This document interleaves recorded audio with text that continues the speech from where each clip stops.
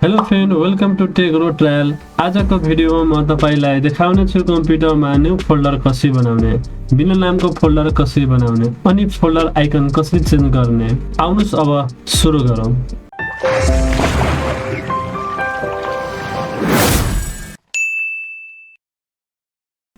सबैभन्दा पहिले तपाई आफ्नो कम्प्युटरमा जुन लोकेसनमा फोल्डर बनाउन चाहनुहुन्छ त्यहाँ जानुस्, जस्तै डेस्कटप वा डकुमेन्टमा।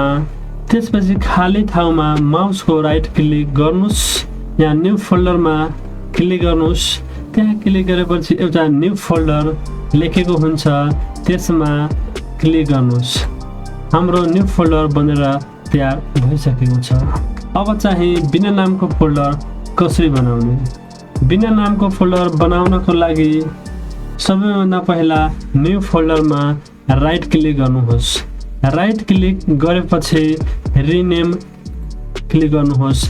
त्यसपछि किबोर्डमा अल्ट प्लस 0160 क्लिक गर्नुहोस्। हाम्रो बिना नामको फोल्डर बन्छ। अर्को तरिकाबाट रिनेम गर्नको लागि किबोर्डमा F2 लेखेको हुन्छ, त्यसलाई प्रेस गर्नुहोस्। त्यो प्रेस गरेपछि आफै रिनेम हुन्छ। रिनेम भएपछि आफूले मन परेको नाम लेख्न सक्नुहुन्छ। अब फोल्डरको आइकन चेन्ज गर्नको लागि त्यो फोल्डरमा राइट क्लिक गर्नुहोस् र प्रोपर्टीमा जानुहोस्। मैले राइट क्लिक गरेर प्रोपर्टीजमा क्लिक गरेँ।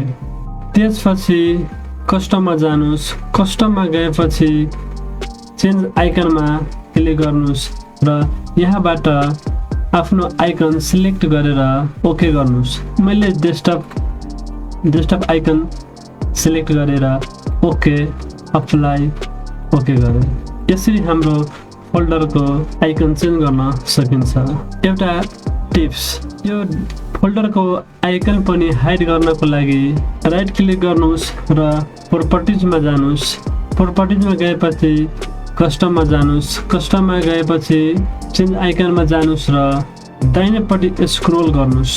एउटा खाली फोल्डर आउँछ। यसमा आफूले यहाँ स्क्रोल गर्नुहोस्। यहाँ मैले क्लिक गरेँ। क्लिक गरेपछि ओके गर्नुहोस् र अप्लाई गर्नुहोस्, ओके गर्नुहोस्। यहाँ फोल्डर चाहिँ हाइड हुन्छ। यसरी हामीले गर्न सक्छौँ। बस यति साथीहरू, आज हामी सिक्यौँ न्यू फोल्डर बनाउने, बिना नामको फोल्डर बनाउने र फोल्डर आइकन चेन्ज गर्ने तरिका र फोल्डरलाई हाइड कसरी गर्ने त्यसको बारेमा पनि जान्यौँ। Bonus point. यदि यो भिडियो मन पर्यो भने लाइक, सेयर र सब्सक्राइब गर्न नबिर्सनुहोला। Thank you for watching tech row trial.